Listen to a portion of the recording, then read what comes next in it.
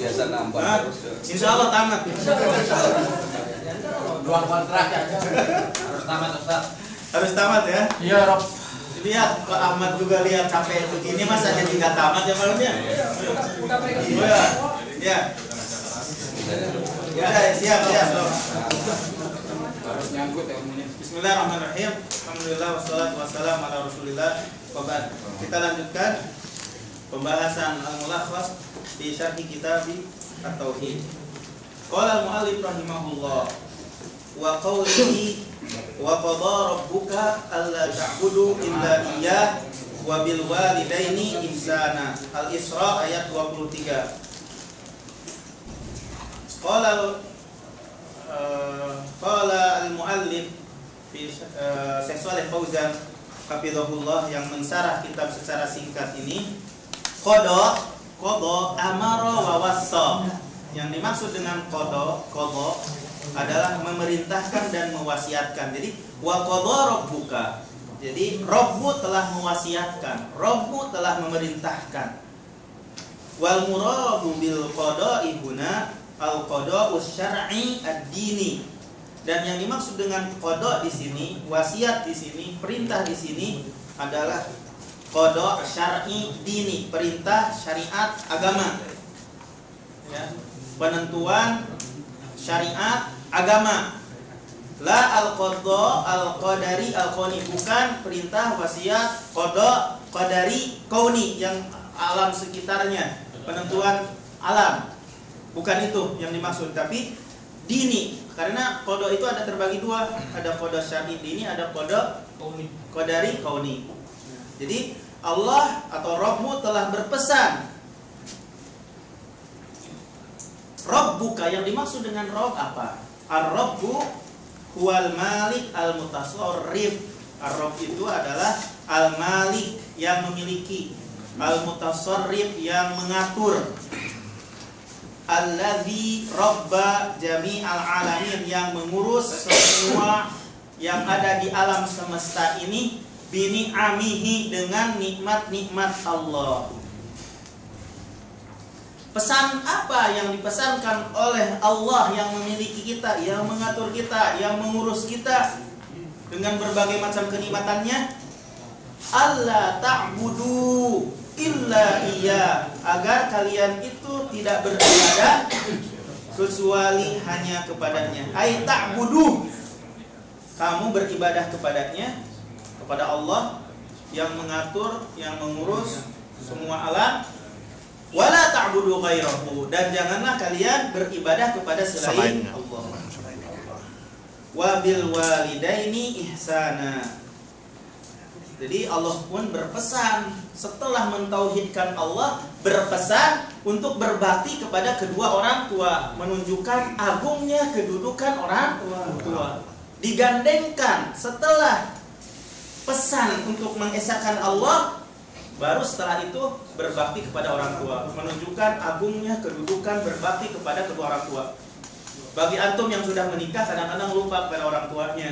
Bagi yang sudah punya anak kadang-kadang lupa. Nah, Allah berpesan, ingat nih, harus berbakti kepada orang tua. Sepanjang masih hidup itu kita harus berupaya untuk berbuat baik. Dari sisi kata-kata, dari sisi materi dan lain sebagainya, kita berupaya untuk berbuat baik. Wabil walidaini ihsana, hendaklah berbakti atau berbuat baik kepada kedua orang tua. Wa qadha, Allah berpesan, antuhsinu, hendaklah kalian berbuat baik, bil walidaini, kepada kedua orang tua, ihsana, dengan betul-betul berbuat baik. Kama qadha an ta'budu, sebagaimana Allah telah berpesan, memerintahkan an ta'budu, agar kalian beribadah kepada Allah. Wala ta'budu ghairahu, dan janganlah kalian beribadah kepada selain Allah. Itu arti mufradat ayat yang ada di dalam surat Al-Isra. Kemudian arti global ayat tersebut, al-ma'na al-izmali lil ayah, arti global ayat tersebut. Jadi Syekh Shalih Fauzan memberikan penjelasan, al-ikhbaru anna Allah subhanahu wa ta'ala amara wa wassa ala al-suni rusulihi an yu'bada wahdahu duna ma siwah wa an yuhsinal waladu ila walidayhi ihsanan bil qawli wal fi'li wa la yusi'u ilaihima li'annahuma alladzani qama bi tarbiyatihi fi hali sigharihi wa dha'fihi hatta qawiya wastadda. Al-ihbar, pemberitahuan, annallah, bahwasanya Allah Subhanahu wa ta'ala Maha Suci dan Maha Tinggi, amara, memerintah, wawaso, berpesan, ala al-suni rusulihi, melalui lisan-lisan para utusannya. Al-suni, lisan-lisan, rusulihi, para utusannya, an yu'bada wahdahu duna ma siwa, untuk mengibadahi Allah saja tanpa selain Allah. Duna itu tanpa, masih wahud selain Allah. Wa an yuhsinal waladu ila walidayhi ihsanan. An yuhsina, berbuat baik, al waladu, anak, ila walidayhi, kepada kedua orang tuanya, ihsanan, betul-betul berbuat baik, bil qawli wal fi'li, dengan perkataan dan perbuatan. Wala yusi'u ilaihima, janganlah berbuat jahat kepada kedua orang tua. Kenapa tidak boleh berbuat jahat kepada kedua orang tua? Li'annahuma alladzani qama, karena keduanya itu adalah yang mengurus, yang melaksanakan. Qama itu yang melaksanakan. Bitarbiyatihi, untuk mengurus dia, mengurus dia fi hali sigorihi, di waktu kecilnya. Jadi semenjak kecil diurus oleh kedua orang tua. Ibu yang mengandung 9 bulan, bapaknya cari uang, lelah montang-panting, begitu kan? Wadopi, dan di waktu lemahnya, hatta qawiya wastadda, sehingga dia itu kuat. Qawiya wastadda itu sehingga dia itu kuat. Makanya kan pintu masuk surga itu ada di kedua orang tua. Bagi yang masih memiliki kedua ibu bapak, jadi 2 pintu surga masih ada. Makanya dalam sebuah hadis, sungguh sangat disayangkan, masih ada kedua orang tua tapi tidak memasukkan dia masuk surga. Sungguh sangat disayangkan. Bagi yang lupa atau melupakan untuk berbuat baik kepada kedua orang tua setelah membaca ini, jangan lupa, karena Allah berpesan, setelah mentauhidkan Allah, berbuat baik kepada kedua orang tua. Ya, Ustadz Yazid juga nulis tentang birrul walidain. Ya, nulis buku tentang yang berhubungan dengan birrul walidain, berbakti kepada kedua orang tua. Ya. Kemudian munasabatul ayat lil bab, hubungan ayat dengan bab ini adalah, kata Syekh Shalih Fauzan, anna tauhida huwa aqidul huquq wa aujabul wajibat li anna Allah bada'a bihi fil ayah wa la yabtadi'u illa bil ahammi fal aham. Kenapa ayat ini dimasukkan ke dalam kitab tauhid? Kenapa? Hubungannya ayat ini dimasukkan ke dalam kitab tauhid. Anna tauhid, bahwasanya tauhid huwa aqidul huquq, hukuk yang paling kuat, wa aujabul wajibat, kewajiban yang paling wajib. Li anna Allah bada bihi, karena Allah Subhanahu wa taala memulai dengan tauhid fil ayah, dalam ayat ini. Wala yabtadi'u illa bil ahammi fal aham, dan Allah tidak memulai kecuali dengan yang paling penting, kemudian yang paling penting. Gitu. Paham ya? Ma yustafadu minal ayat, apa yang dapat kita ambil dari ayat ini? Pertama, anna tauhida huwa awwalu ma amara Allahu bihi minal wajibati wa huwa awwalul huquqi al wajibati alal abdi. Anna tauhida, bahwasanya tauhid itu huwa adalah awwalu ma amara Allahu bihi minal wajibat, yang pertama Allah Subhanahu wa taala perintahkan dari kewajiban-kewajiban. Wa huwa awwalul huquqi, tauhid adalah hak yang pertama, al-wajibah, yang diwajibkan, alal abdi, terhadap hamba. Faidah pertama itu.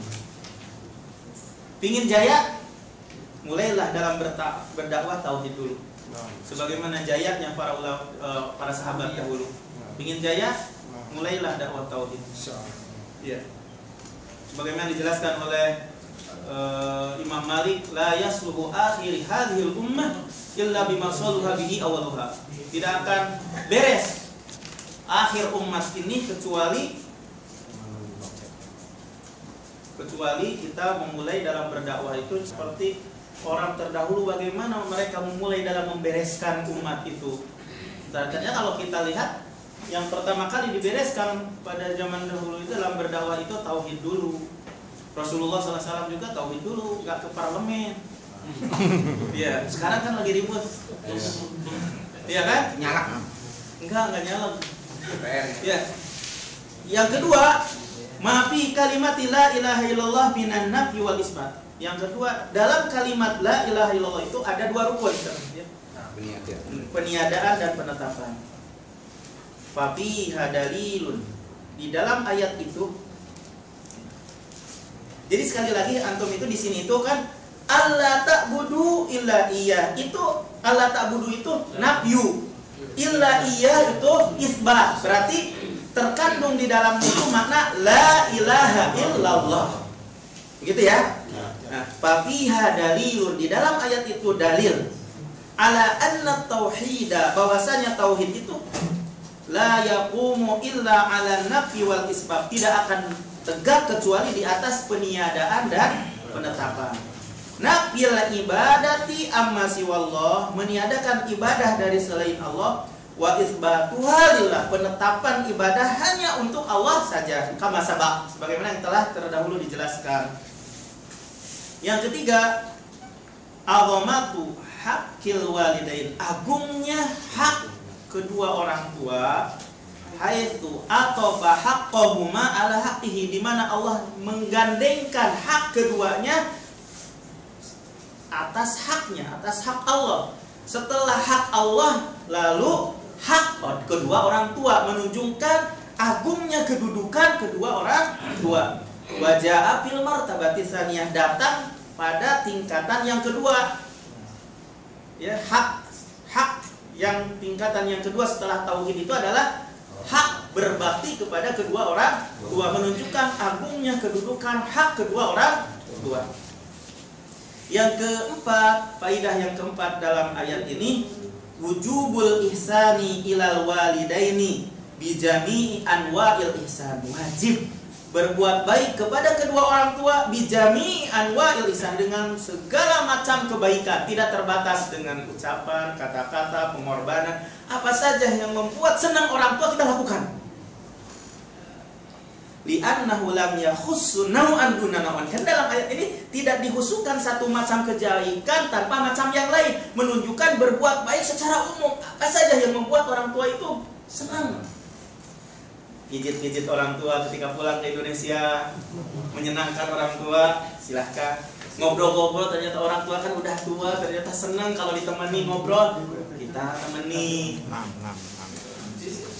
Itu juga sebuah kebaikan, sebagaimana yang dilakukan oleh ulama salaf terdahulu yang soleh.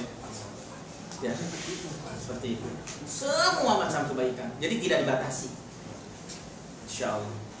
Yang kelima, faedah yang kelima, tahrimu uquqil walidain, haramnya durhaka kepada kedua orang tua. Ya. Buka kitab Bulughul Maramnya yang Kitabul Jami. Ya.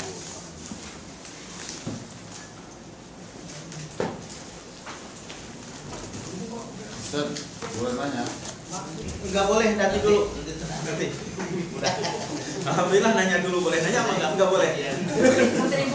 Ya, nanti. Insyaallah masih ada waktu. Dua hadis insyaallah. Kitabul Jami. Kitabul Jami. Ya. Kitab ini terkumpul padanya 6 bab, di antara adab-adab yang berhubungan dengan jiwa. Di antaranya bab adab etika. Yang kedua albirru wasilah, berbuat baik dan menyambung silaturahmi. Bab yang ketiga az-zuhdu wal wara', tentang zuhud dan wara'. Ar-rabi, bab yang keempat at-tarhib min masawil akhlak, ancaman dari jeleknya akhlak. Al-khamis at-targhib fi makarimil akhlak, rangsangan untuk memiliki akhlak yang mulia. As-sadis az-zikru wad du'a, berzikir dan berdoa. Inilah bab yang akan dijelaskan dalam Kitabul Jami yang berkenaan dengan pendidikan kepada jiwa, meluruskan suluk atau akhlak, dan insya Allah akan kita jelaskan satu persatu. Babul adab, bab adab, etika.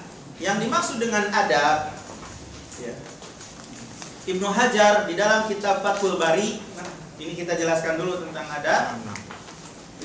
Adab itu bisa digunakan dengan suatu perkara yang bisa dipuji, baik dalam perkataan atau perbuatan, atau bisa secara simpelnya mengambil akhlak yang mulia, memiliki budi pekerti yang luhur.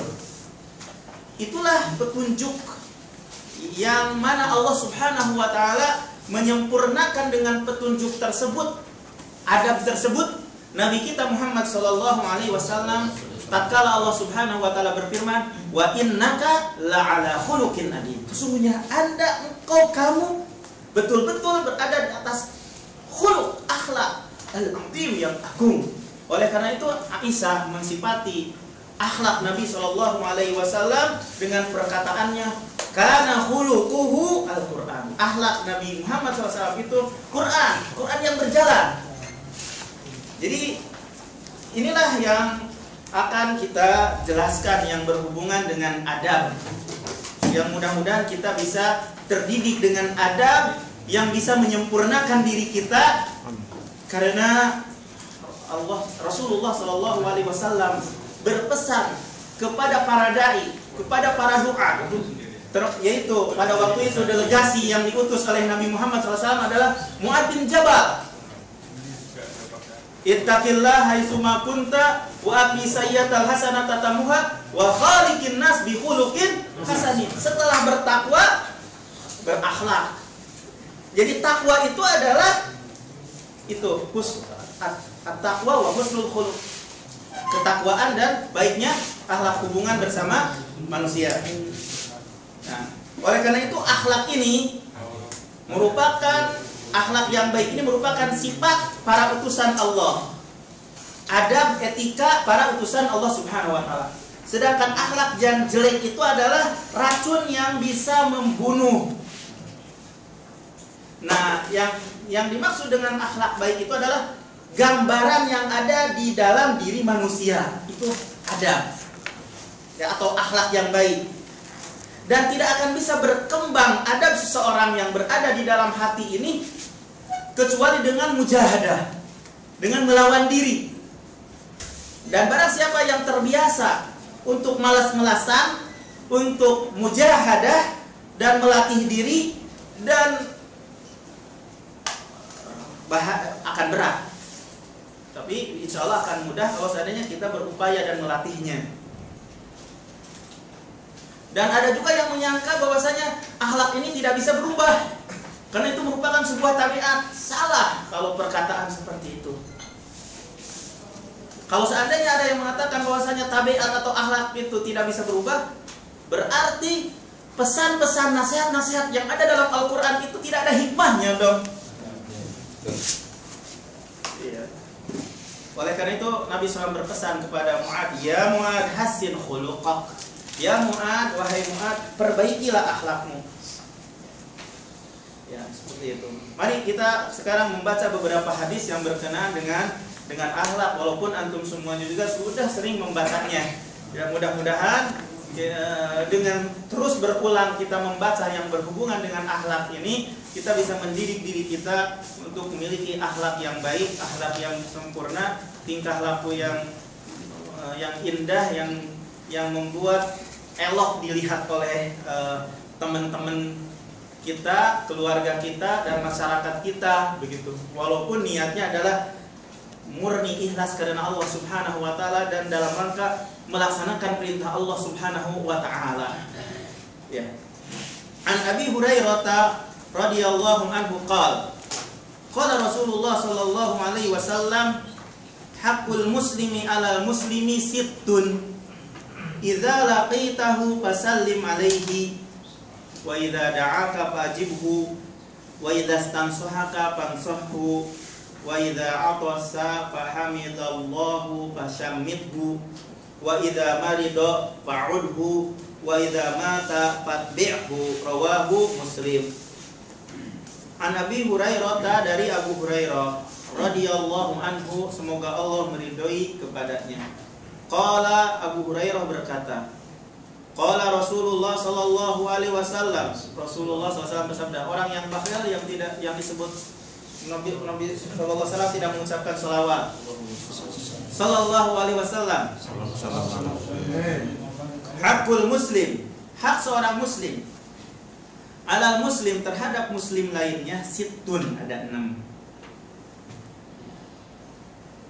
Idza laqitahu, apabila engkau bertemu dengan seorang muslim, fasallim alaihi, maka hendaklah mengucapkan salam kepadanya. Itu pertama. Wa idza da'aka fa'ajibhu, apabila mengundang kepadamu, seorang muslim mengundang kepada Anda, fa'ajibhu, maka penuhilah undangan saudaramu. Wa idza stansahaka, apabila seorang muslim meminta nasihat kepadamu, fansahhu, maka hendaklah Anda memberikan nasihat kepadanya. Wa idza atasha, apabila seorang muslim bersin, fahamidallah, lalu dia mengucapkan alhamdulillah, fashamidhu, maka ucapkanlah olehmu yarhamukallah. Wa idza marida, apabila seorang muslim sakit, fa'udhu, maka hendaklah Anda menjenguknya. Wa idza mata, dan apabila seorang muslim mati, fattabi'hu, maka hendaklah kamu mengikutinya, mengikuti jenazahnya. Diriwayatkan oleh Imam Muslim. Apa yang dapat kita ambil dari faedah ini? Pertama, bahwasanya agama Islam adalah agama mahabbah, agama cinta, agama persaudaraan, bukan saling membelakangi antara satu dengan yang lain. Tetapi agama dinul mahabbah wa dinul ikhwah, persaudaraan. Jangan Anda bedakan antara, wah ini mau sudah mengaji, ini mau masih jahil dan lain sebagainya. Itu seorang muslim yang harus kita salami. Karena semuanya adalah saudara.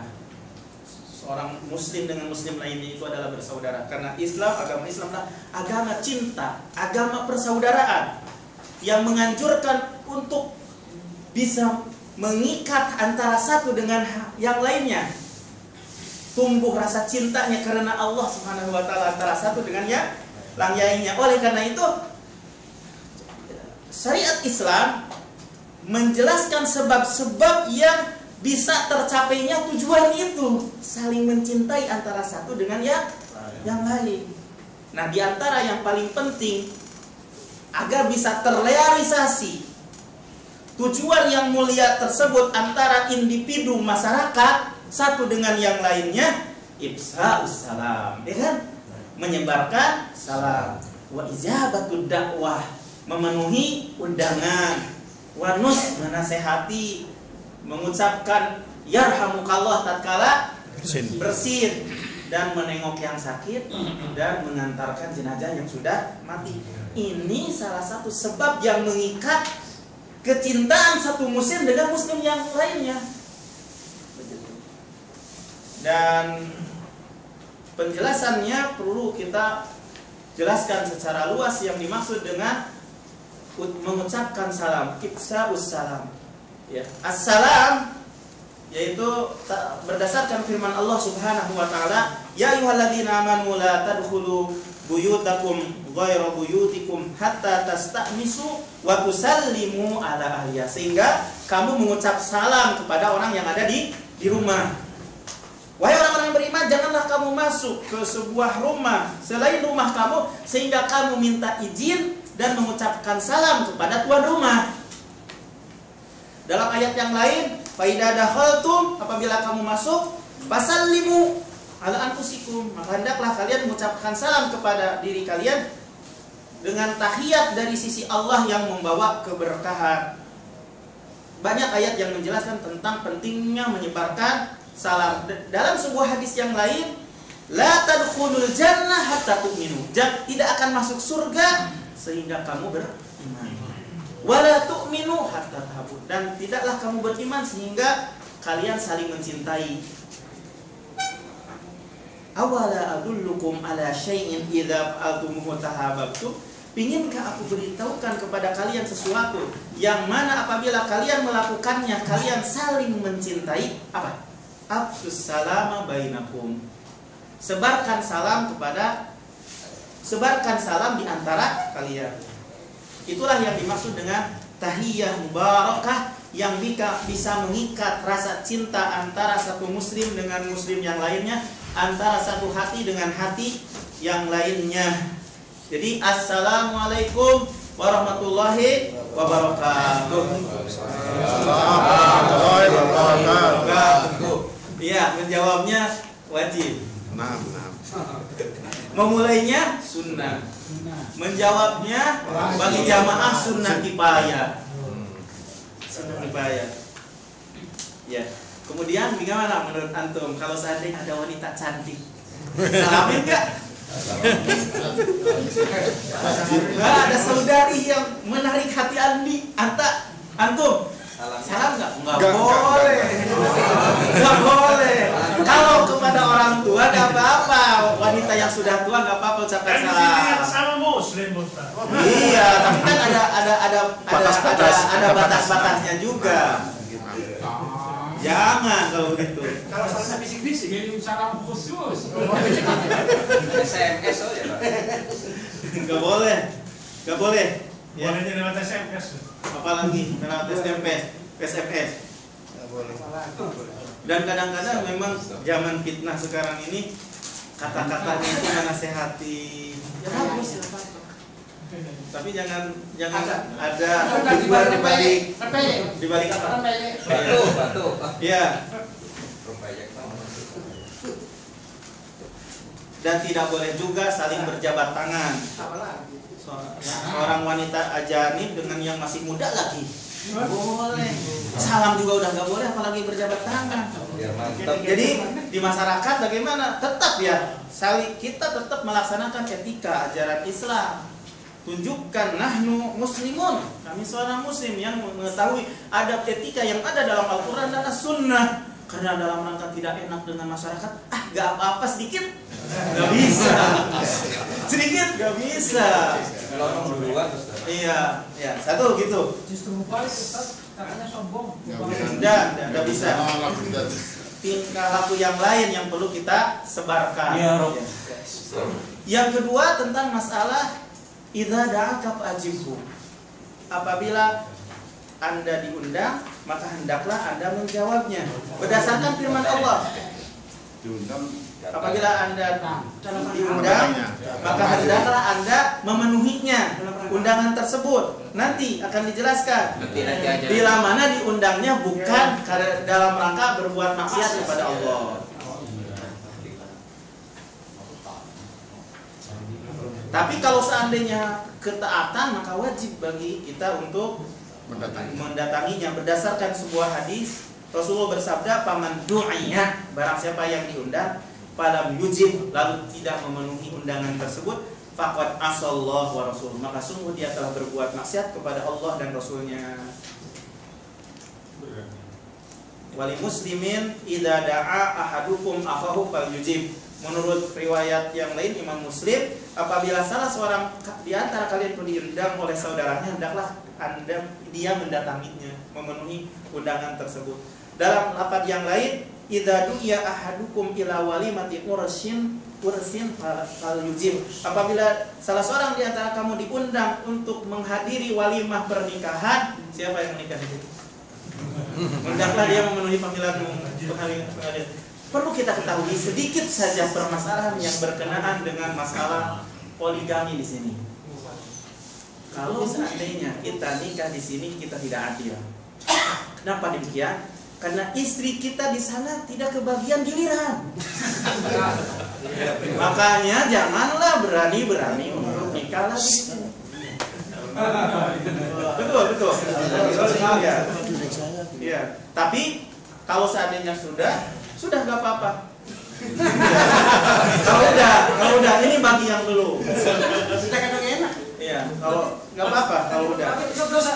Hah? Tapi tetap dosa. Ya bukan begitu. Sekarang itu tinggal kita aja sendiri yang bisa memperbaiki dengan yang sebelumnya, sehingga bisa dengan yang satu yang udah hubungan baik dengan yang sudah sekarang hubungan baik gitu. Ya. Karena jangan sampai nanti ingat bahwasanya kita mengamalkan sunnah, akan tetapi nanti kita begini pada hari kiamat. Tidak artinya terus-terusan kan sampai tua. Iya, tapi kan setelah itu kan bisa antum misalnya kepada istri yang di sana bagaimana bilang dan lain sebagainya. Minta maaf. Bisa lah. Bukan. Ya bagaimana caranya? Yang jelas hubungan antara antum yang berhubungan itu yang sedang terjadi silahkan aja bagaimana caranya. Karena poligami juga kan sunnah. Ada siapa? Apa? Nikahnya sah. Nggak sah. Nanti Pak. Udah Pak. Nanti. Ini baru pandangan saya yang lemah ini. Bisa salah, bisa benar. Jadi nggak mesti ucapan yang saya ucapkan ini benar ya. Ya. Lanjut. Ya. Dalam kitab Al-Iqna, memenuhi panggilan atau undangan pernikahan wajib. Begitu. Dan hak tersebut bisa gugur bila mana dia minta maaf. Minta maaf ya, saya tidak bisa hadir duluan. Tuh, nggak apa-apa. Jikalau yang diundang itu sakit atau sibuk dengan menjaga harta atau sangat panas, dingin atau hujan atau yang lain sebagainya, tidak wajib untuk memenuhi undangan karena ada duruk-duruk yang lain, alasan-alasan yang lain. Tapi sekali lagi asalnya memenuhi undangan walimatul aros itu wajib, sebagaimana yang telah dijelaskan oleh para ulama. Ya wajib walimatul aros itu untuk mengundang.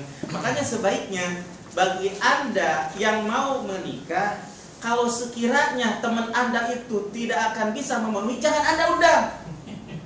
Karena itu sebuah kewajiban. Udah tahu. Jauh misalnya tempatnya Jakarta sama Arab Saudi. Mustahil. Atau Garut Jakarta. Dan kalau seandainya mengundang, bagaimana ya? Lebih baik dia dikasih tahu.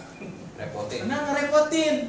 Nanti aja sesudahnya kasih tahu telah mengadakan walimatul aras, karena memenuhi panggilan undangan pernikahan itu wajib untuk dihadiri. Kalau enggak berarti dosa. Jangan membuat masalah, buat dosa teman Anda lah.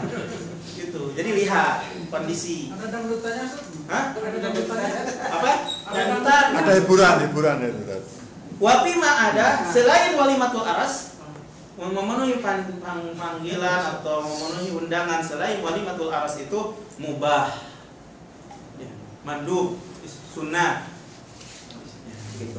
Paham ya tentang masalah ini? Idza da'aka wajibu. Kemudian apabila minta nasihat, maka hendaklah Anda menasihati berdasarkan firman Allah, innamal mu'minuna ikhwah. Maksudnya orang mukmin itu bersaudara. Dan termasuk akhlak para nabi. Jadi menasihati itu termasuk akhlak para nabi. Wa ana lakum nasihun amin. Bayat Rasulullah SAW wala iqamatis shalah, itai zakat, wa nushi likulli muslim. Aku dibayar oleh Rasulullah SAW untuk menegakkan salat, untuk menunaikan zakat dan menasihati setiap muslim.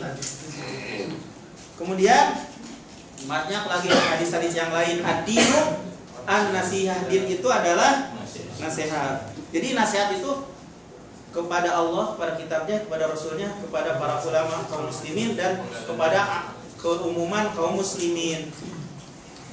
Nasihat kepada keumuman kaum muslimin itu adalah membimbing mereka untuk kebahagiaan, untuk kemaslahatan akhirat dan dunia mereka, membantu mereka menutupi aurat-aurat mereka, bukan membuka aib-aib kaum muslimin yang terjadi pada zaman sekarang ini. Ibnu Umar mengatakan bahwasanya akan datang pada satu masa yang mana dahulu itu hak seorang muslim itu lebih didahulukan daripada dinar dan dirham. Sekarang akan timbul terjadi dinar dan dirham itu lebih berhak daripada saudaranya, sehingga membuka aib saudara-saudaranya. Di dalam rangka menasehati, tapi dalam rangka membuka aib seorang muslim, mewanti-wanti seorang muslim, membuka aib kaum muslimin. Akan terjadi seperti itu. Memang terjadi zaman sekarang ini. Yang seharusnya selayaknya bagi para penuntut ilmu, perselisihan yang terjadi itu tidak boleh diungkap di halayak ramai. Sekarang itu di halayak ramai diungkap. Akan terjadi suatu masa di mana karena dinar dan dirham lebih didahulukan daripada hak seorang muslim, banyak orang yang mengumpat saudaranya, banyak yang mengumpat, menjelek-jelekan kepada saudaranya sesama muslim. Naudzubillah min dzalik, dari akhlak yang jelek seperti ini. Oleh karena itu Ibnu Umar mengatakan, sami'tun Nabi sallallahu alaihi wasallam yaqul, aku mendengar Nabi sallallahu alaihi wasallam bersabda, kam bin muta'alliqin bijari kam min jarin muta'alliqin bijarihi yaumal qiyamah. Berapa banyak tetangga yang tergantung dengan sebab tetangganya pada hari kiamat. Aghlaqa babahu duni pamana ma'rufahu. Dia telah menutup pintunya untuk menghalangiku, sehingga terhalanglah kebaikannya. Sekarang itu seperti itu. Hak seorang muslim diremehkan karena dinar dan dirham lebih didahulukan. Makanya dalam sebuah anekdot para ustadz bilang, sekarang ini, maaf ini, walaupun perkataan ini adalah hanya sekedar anekdot saja, tapi benar. Bukan beda pendapat sekarang itu, tapi beda pendapatan. Boleh juga itu. Canda, benar. Fakta yang terjadi. Iya. Ya seperti itu. Nah di sini dikatakan menutup aurat mereka dan menutupi celah-celah mereka, bukan membuka aib-aib mereka. Yang dulu biar berlalu, sekarang perbaikan yang masa depan. Kalau mengorek kesalahan orang itu, semua orang itu punya salah. Gak ada yang sempurna. Ya. Wadafil madari anhum, menolak kemudaratan dari mereka kaum muslimin dan memberikan manfaat kepada mereka, itu hak seorang muslim. Nasihat itu namanya. Nasihat itu artinya dan menghormati, memerintah kepada kebaikan, melarang mereka dari kemungkaran dengan lembut dan ikhlas. Itulah yang dimaksud dengan menasehati. Punya rasa kasih sayang kepada mereka, menghormati yang tua, merahmati yang kecil. Itulah yang dimaksud dengan menasehati kepada kaum muslimin. Dan saling bergantian untuk nasihat yang baik, meninggalkan menipu mereka, hasad kepada mereka, dan mencintai kepada mereka sebagaimana dia mencintai dirinya dari kebaikan, membenci kepada mereka apa yang dibenci oleh dirinya dari kejelekan. Itulah yang dimaksud dengan nasihat. Nah, nasihat ini fardu kifayah hukumnya. Apabila telah melakukan sebagian, cukup dari yang lainnya. Dan nasihat ini merupakan kemestian sesuai dengan kemampuan. Jadi arti hadis ini, idastan sohaka Fansohu, apabila idastan sohaka idza talaba minka an-nasihah, apabila ada yang minta kepadamu nasihat, fansohu fayajibu alaika an tansalahu, wajib bagi kamu untuk menasihatinya. Adapun tanpa permintaan tidak wajib. Akan tetapi nasihat ini merupakan akhlak Islam yang utama. Barang siapa yang memberikan petunjuk kepada kebaikan, maka pahalanya seperti yang melakukannya. Saya akan memberikan gambaran tentang bahwasanya orang yang menasihati itu pahalanya banyak.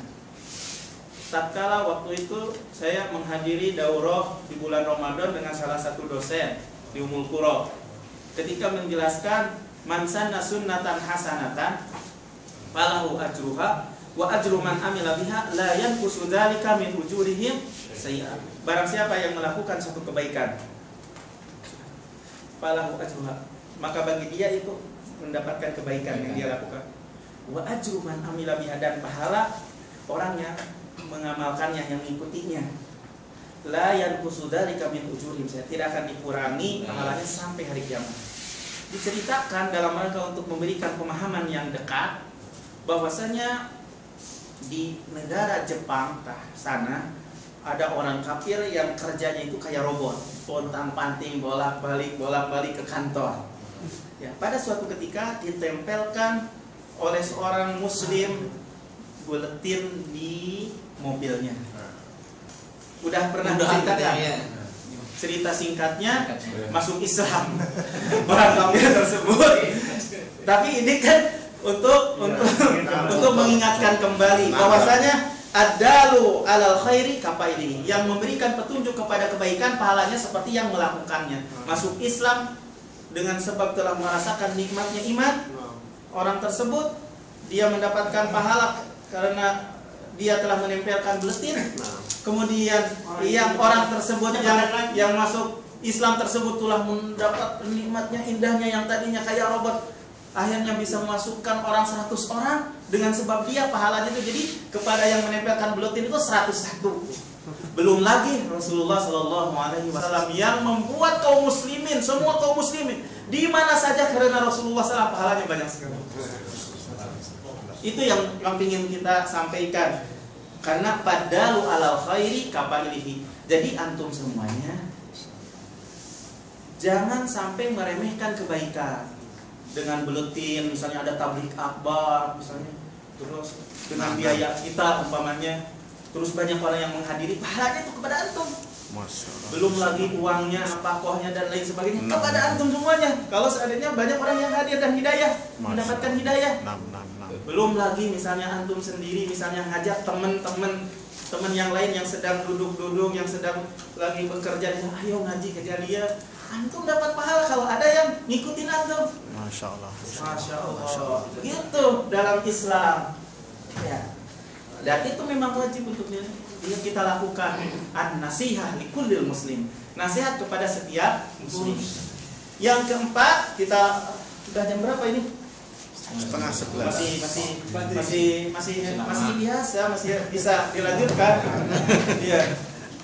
Capek. Hah? Enggak. Lanjut. Idza atasa fahamidallah fasamihu. Apabila bersin, maka dia mengucapkan alhamdulillah, lalu yang mendengarnya mengucapkan yarhamukallah. Kemudian yang setelahnya mengucapkan yahdihumullah wa yuslihu balakum. Berdasarkan hadis Rasulullah ya, dari Abu Hurairah dari Nabi SAW bahwasanya Nabi SAW berkata, idza atasa ahadukum, apabila bersin salah seorang di antara kalian, falyaqul alhamdulillah, ucapkanlah segala puji bagi Allah. Wal yaqul lahu akhuhu, saudaranya yang mendengarnya menjawab yarhamukallah. Wal yaqul, kemudian yang bersin mengatakan yahdihumullah wa yuslihu balakum. Imam Nawawi mengatakan sepakat anjuran tersebut. Ya. Terus sekarang kembali lagi, bagaimana kalau seorang laki-laki mendengar misalnya seorang perempuan yang cantik bersihin. Cantik lagi. Cantik lagi. Kalau cantik lebih. Nah, sekarang kalau nenek-nenek mah gak apa-apa. Ya, gitu. Jadi batin aja. Hah? Iya. Kalau sama majikan Mas Tad. Hah? Majikanku janda disalami terus cuma. Stop. Tapi saya kalau bersin itu majikan juga. Perempuan. Iya. Jadi yang kalau antum bisa terjaga dan tidak terkena fitnah silahkan. Tapi kalau terkena fitnah jangan. Itu mulai kecil saya, Pak. Iya, udah. Tinggal antum sendiri yang tahu, ya. Kalau seandainya tidak terfitnah silahkan. Tapi namanya laki-laki itu biasanya kan normal juga ya normal. Saya ada anak tuh, Pak. Hah? Karena mulai kecil saya. Oh iya, iya. Berarti normal ya. Kata majikanku katanya kamu anak kecil harus salah sama saya langsung katanya. Sudah, insyaallah ya. Yang jelas seperti itu aja, antum sendiri yang tahu. Antum sendiri yang tahu. Ya, antum sendiri yang tahu. Kalau dari sisi adab etika kepada perempuan yang muda itu sebaiknya baik salam atau ini. Tapi setelah itu bila mana seandainya antum sendiri tahu dirinya tidak terfitnah silahkan aja. Tapi ingat bahwasanya yang paling terbesar fitnah bagi laki-laki itu adalah wanita. Kita berupaya untuk jangan terkena fitnah tersebut. Bayat ma'alladhi fi qalbihi marad. Maka akan rakus yang ada di dalam hatinya rasa sakit syahwatnya tersebut walaupun sudah nikah. Ya, karena jadi hati itu ada hati yang sehat, ada hati yang sakit.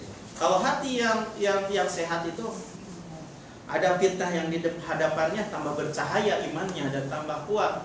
Tapi bagi yang sakit itu seperti begini aja. Badan itu sakit, ya, sebagaimana hati juga sakit. Penyebab badan itu sakit itu penyebabnya itu misalnya dengan sebab kurangnya menjaga kekuatan, atau dengan sebab kurangnya menjaga dari yang menyakitkan, atau juga karena ada bakteri yang merusak ke dalam badan. Begitu pula hati bisa menjadi sakit karena tidak dijaga kekuatan hati, juga tidak dijaga dari yang menyakitkan hati, dan juga tidak mengeluarkan bakteri yang menyakitkan hati.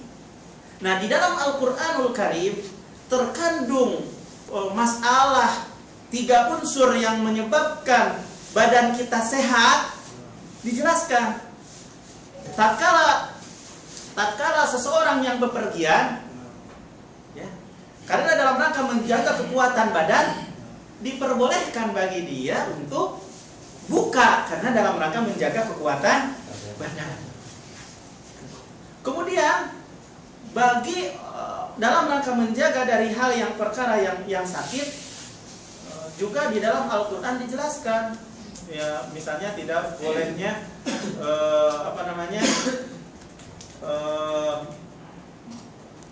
dari yang mengganggu itu seperti misalnya yang mengganggu atau yang mengeluarkan bakteri yang merusak ketika ihram. Kan antum tahu ketika ihram itu kan nggak boleh kalau seandainya mencukur rambut kan, tapi diperbolehkan bila mana ada sakit di dalam kepala untuk digundul, jadi menghilangkan bakteri yang mengganggu dalam rangka menjaga kebugaran, kesehatan badan. Nah, begitu pula masalah hati sakit seperti sebagaimana hatinya sakit juga badan. Maka untuk menjaga hati itu dengan ketaatan kepada Allah Subhanahu wa taala dan mendatangi majlis-majlis ilmu yang membuat iman itu bertambah, begitu kan? Dan juga kita bertaubat kepada Allah Subhanahu wa taala dari segala macam dosa. Ya, dari segala macam dosa.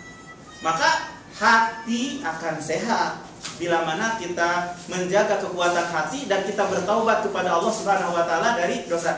Yang ingin saya jelaskan adalah badan bila mana sedang sakit, dia akan merasakan yang manis itu pahit, yang pahit itu manis. Begitu pula orang yang hatinya sakit, menganggap bahwasanya yang benar itu salah, yang salah itu benar, yang sunnah itu adalah bid'ah, bid'ah itu adalah sunnah.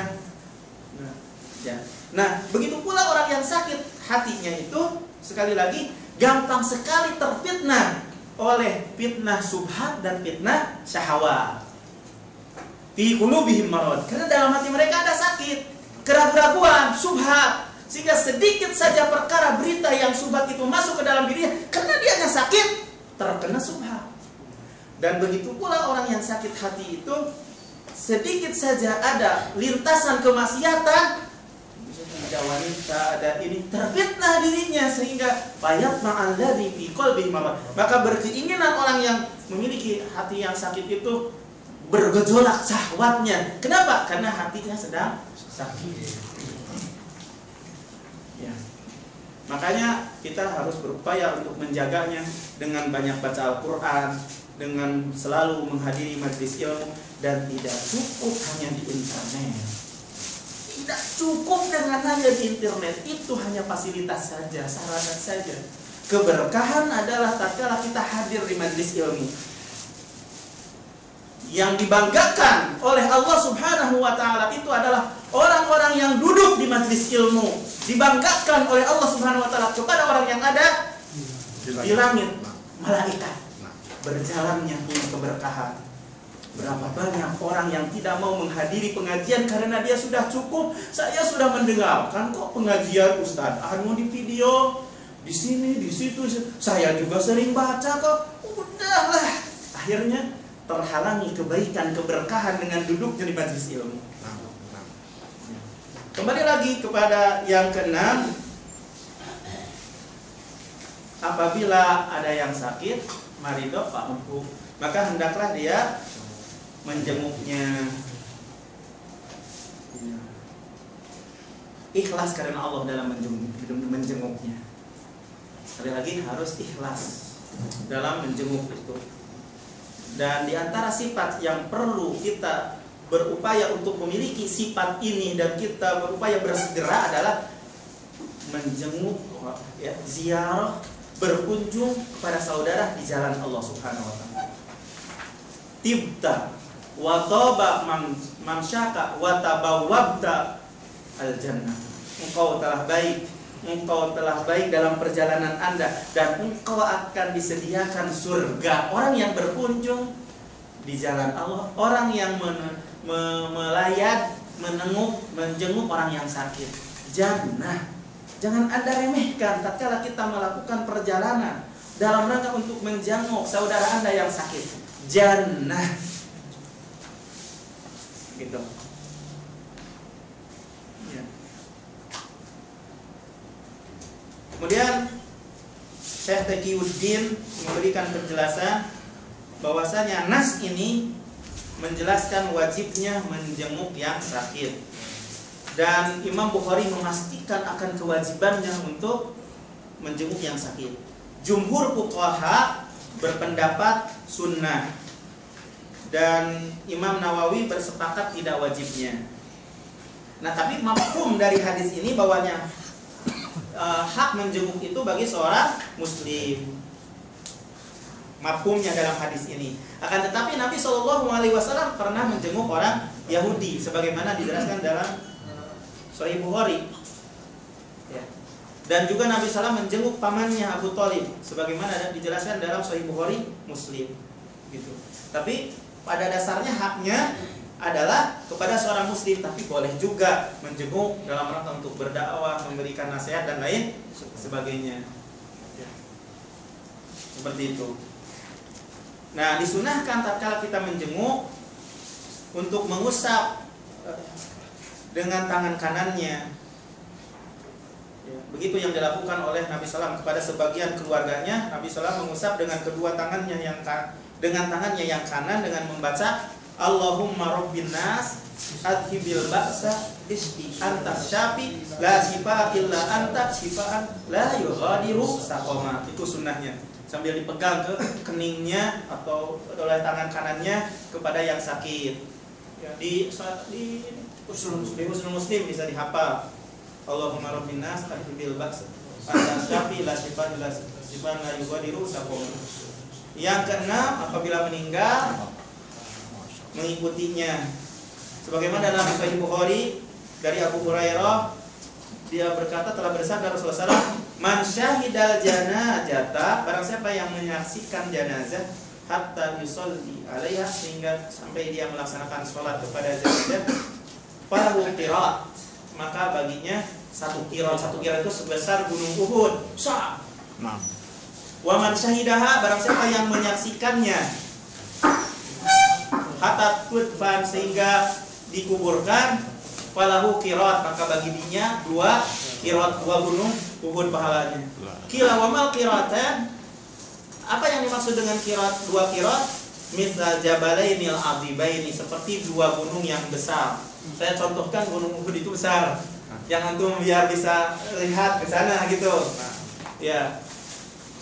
Nah, berkata di dalam kitab Al-Iqna, wa itba'ul janazati sunnah, mengikuti jenazah itu sunnah.